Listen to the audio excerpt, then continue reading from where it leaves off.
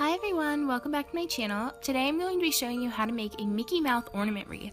Now, I've seen these ornament wreaths circling around for years and I've always wanted to make one, and since I'm obsessed with Disney, I decided to make it into a Mickey.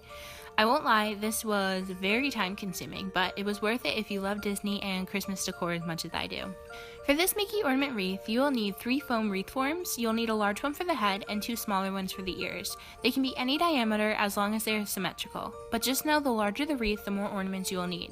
You could also get one of those pool noodles on clearance at the end of summer. Just measure, cut, and either glue or tape it to make a wreath.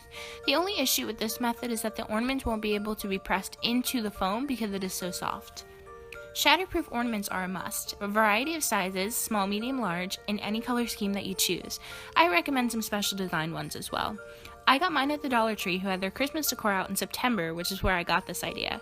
You can buy them wherever you like, but I was able to get over 250 ornaments for the same price as 30 from Target. You'll definitely need a hot glue gun. High or low temp will work. I prefer working with low temp though. You will also need a lot of glue sticks. I used over 26 mini glue sticks, so definitely grab an extra pack. To remove hot glue strings, you'll want a hairdryer or some type of craft embossing heat gun. Optional things you may want are paint supplies to paint the wreath to blend the foam better, some fillers for the wreath like jingle bells, garland, Christmas flowers or branches, and something to hang your wreath on like a command hook or ribbon or some fishing wire. To get started, you'll want to cover your work surface to protect it. I used some garbage bags and store bags, which worked well, but eventually I got annoyed with them moving, so I removed them. I'd recommend taping them down if you want to keep them on.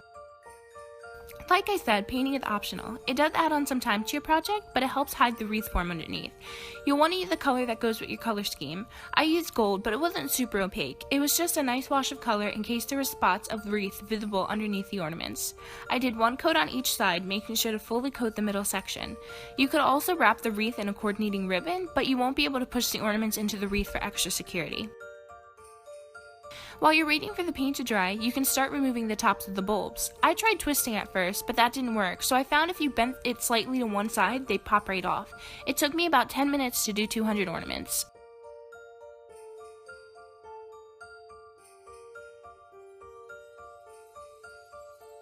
Once the paint on the ears are completely dry, you'll want to align the ears how you want them. I use the seam of the foam and the guideline. For even more precision, you can use a ruler. Once you have them where you like them, mark them and glue one side where you marked. You could score the foam, but since it's so porous already, I didn't think it was necessary. What you'll want to do is glue on the front side and hold for about 2 minutes until the glue completely dries. Then you'll want to flip to the back and repeat on the back side, and hold for another 2 minutes until dry.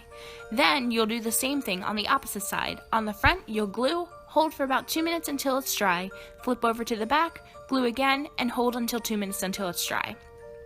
After both sides are dry, you'll want to reinforce anywhere you think is necessary. I used a ton of glue on this part to make sure it was super secure. You could even get some wooden dowels or toothpicks to stick in the foam before gluing. Once you're done gluing, let it cool and set completely. I waited about 30 minutes, which does take some time, but you want to make sure it's secure before you move on to the next step. Once it's completely set, you can start placing your bulbs. I got a general idea of the pattern, or a lack of a pattern, that I wanted. Then I started gluing. Whether you start on the inside or outside is your choice, and what gluing methods you use is also up to you. There are 100 different ways you can make this. I like putting the bulbs into the foam, removing it, adding hot glue, and then placing it back into the hole I created. I repeated this all around the perimeter, adding extra drops of glue on one side of each new ornament I added to secure them together. I like this method because the hole created in the foam could hold the bulb in place while it's set, allowing me to move on quickly. But as I said, it's up to you and whatever method you like best. Just know that more glue equals more drying time. It's a fine line between too much and too little glue. I also didn't worry about filling in the corners of Mickey's ears at first. I found those easier to fill in later.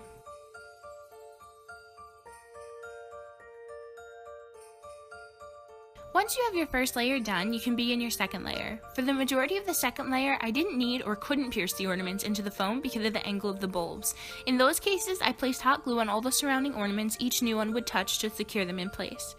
You may find that hot glue strings will become annoying. I did the best I could to pick them off, but we'll take care of them later. Once I was done with the second row, I began placing my decorative or eye-catching ornaments in the exact places I wanted them. I also began to fill in the corners. You may not be able to fit every ornament perfectly, which is okay. Don't worry about the gaps yet.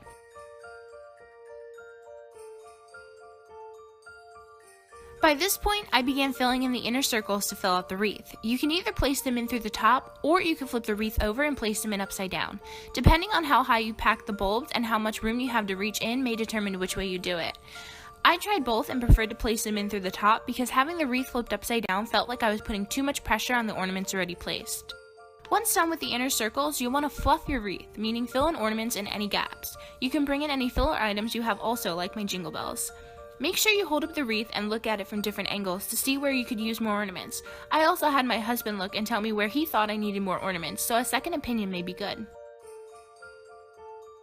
Be careful when handling your wreath though, because I accidentally dropped mine on the table when I wasn't careful, and I cracked off Mickey's entire right ear. Oops, that was not fun to fix.